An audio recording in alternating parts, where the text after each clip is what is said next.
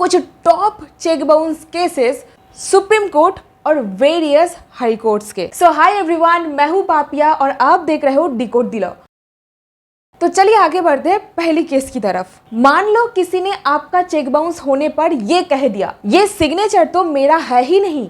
Supreme court ने इस पर एक इंपॉर्टेंट बात बोली, बैंक में मौजूदा स्पेसिमेन सिग्नेचर, यानी कि आप बैंक में उस आदमी के पुराने सिग्नेचर लेके कोर्ट में दिखा सकते हो कि दोनों मैच करती है। तो सेक्शन 138 नेगोशिएबल इंस्ट्रूमेंट एक्ट में एक बहुत ज्यादा प्रचलित डिफेंस लिया जाता है कि ये सिग्नेचर तो मेरा है ही नहीं। मतलब अगर कोई सिग्नेचर को लेकर के झूठ बोल रहा है तो सच अब कोर्ट के सामने लाना आसान है। तो बैंक में मौजूदा स्पेसिमेन सिग्नेचर आप बुला सकते हो अगर सिग्नेचर डिस्प्यूटेड होता है तो आपके चेक बाउंस केस में। सेकेंड केस जो कि है दिल्ली हाई कोर्ट का, सबको नोटिस भेजो अगर चेक बाउंस हो गया है तो। पूजा ने किसी पार्टनरशिप कंपनी से काम करवाया, बदले में एक चेक मिला, लेकिन वो चेक बाउंस हो गया और पूजा ने सिर्फ कंपनी को नोटिस भेजा, पार्टनर्स को नहीं। और यहीं पर कोर्ट ने डिसीजन में बोला, अगर आपने सब लोगों को लीगल नोटिस नहीं भेजा तो आपका केस रद्द भी हो सकता है। तो याद रखो,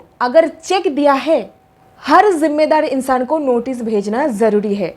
थर्ड केस, इस केस में ऑनरेबल हाई कोर्ट ने क्वाश कर दिया, यानी कि खारिज कर दिया एक cheque bounce case. Delhi high court ने एक फैसले में कहा कि यदि दोनों पार्टीज के बीच समझौता हो जाता है तो चेक बाउंस केस के तहत दर्ज आपराधिक शिकायतें जारी नहीं रह सकती अगर फैक्टम ऑफ द सेटलमेंट डिस्प्यूटेड नहीं होता है और इसी के साथ ही साथ सेटलमेंट को ही कंसेंट अवार्ड का बेसिस बनाया गया हो आर्बिट्रल प्रोसीडिंग्स के दौरान जो रिस्पोंडेंट पार्टी के द्वारा शुरू की गई थी।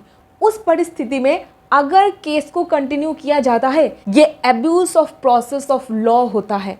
इसका मतलब ये है कि अगर समझौता के बाद अगर कोई नया चेक बाउंस होता है तो ही नया केस दर्ज किया जा सकता है। चौथी केस ये कर्नाटका हाई कोर्ट का। ऑनरेबल कर्नाटका हाई कोर्ट ने यह भी स्पष्ट किया है कि, इसे जरा ध्यान से सुनिए, अगर एक ही लेन देन के लिए कई चेक बाउंस होता है तो उन सारे चेक बाउंस के लिए एक ही शिकायत दर्ज की जा सकती है। उदाहरण से समझते हैं, यह रवि ने नेहा को एक काम के लिए 3 लाख का 3 अलग अलग चेक दिया, यानी कि 1 लाख ईच करके 3 चेक दिया गया एक ही काम के लिए। बैंक में तीनों चेक बाउंस हो गया। अब सवाल यहाँ पर एक है, क्या तीनों पर अलग केस करें? हाईकोर्ट ने साफ साफ कहा कि अगर तीनों चेक एक ही डील से जुड़ा हुआ है, यानी कि एक ही काम से जुड़ा हुआ है, तो उस सिचुएशन में एक ही केस काफी है 138 नेगोशिएबल इंस्ट्रूमेंट एक्ट के अंदर।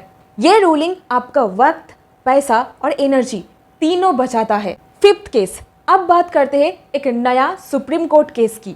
24 मई 2025 में आया इस जजमेंट में HDFC बैंक ने एक कंपनी के खिलाफ चेक बाउंस केस किया। उस कंपनी के डायरेक्टर्स मिसेस रंजना शर्मा ने कहा कि उनका इसमें कोई रोल नहीं था। हाईकोर्ट ने उनके खिलाफ केस को रद्द कर दिया, लेकिन सुप्रीम कोर्ट ने कहा कि अगर कंप्लेंट में ये लिखा हो कि डायरेक्टर कंपनी के कामकाज में जिम्मेदार थे तो उनके खिलाफ केस चल सकता है। ये फैसला कंपनी के डायरेक्टर्स के लिए एक इम्पोर्टेंट मैसेज है। अगर आप कंपनी के काम में एक्टिव है तो आप जिम्मेदार हो सकते हैं। अभी आगे बढ़ते हैं 6th केस की तरफ।